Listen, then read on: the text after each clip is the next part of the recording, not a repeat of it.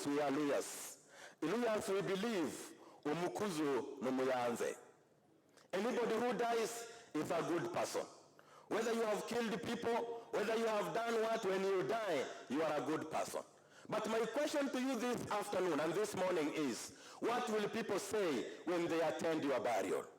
Will your testimony be true or your testimony will be questionable? We are celebrating a woman of noble character.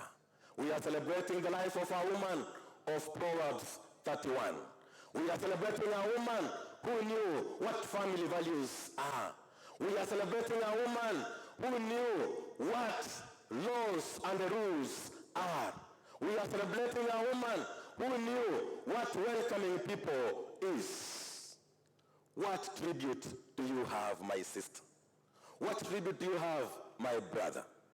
On December 26, she was taken to Nairobi Hospital and underwent another surgical operation to try to remove an entanglement in her digestive system. Unfortunately, she succumbed on December 28, 2020 at 5 a.m. We thank the Lord verily for granting us her company. She gave her life to Christ and lived in Christ. On December 27, 2020, just before she was wheeled into the theater room, she asked to recite Psalms 23, 1-3. The Lord is my shepherd, I shall not want.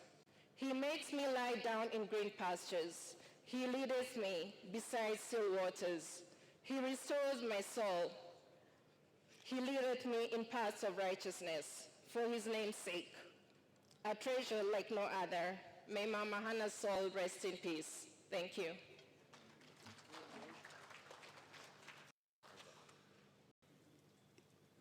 Mama Hannah symbolizes the strength of a woman and honor.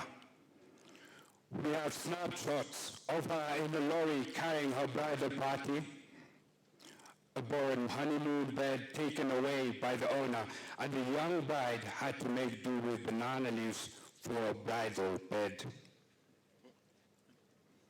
There was the absentee husband who left her for work in the city just a week after her marriage. Behind all these recollections lies contextual history.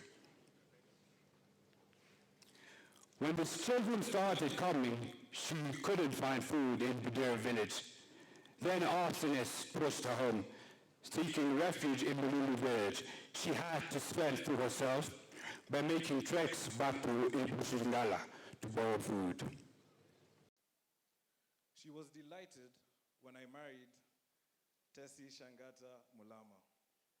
And it was just as well because I certainly healed a sour scar in her life by begetting 2 boys in a row as my first and second born children.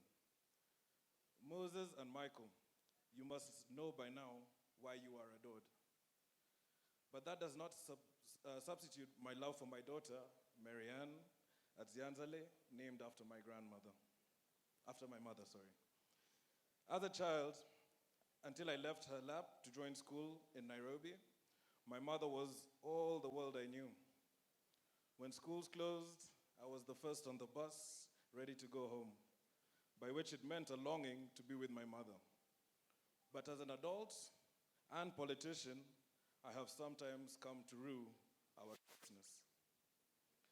This is because some rogue colleagues, unable to convince me to toe their desires, would launch a rear assault by going to my mother, whereupon they knew it would be practically impossible for Musalia to deny her wish. I call that deceit. But now that she is no more, I warn those intent on mounting such antics again that you no longer have an ear to my inner soul. Now it will not be easy. You need to do your homework. You will have to convince me by the logic of your arguments and no more by the stolen audience with my lead advisor. All said and done, the mother I remember reminds me of her biblical namesake, Hannah, found in the book of 1 Samuel, patient, prayerful, and faithfully waited upon the Lord in adversity.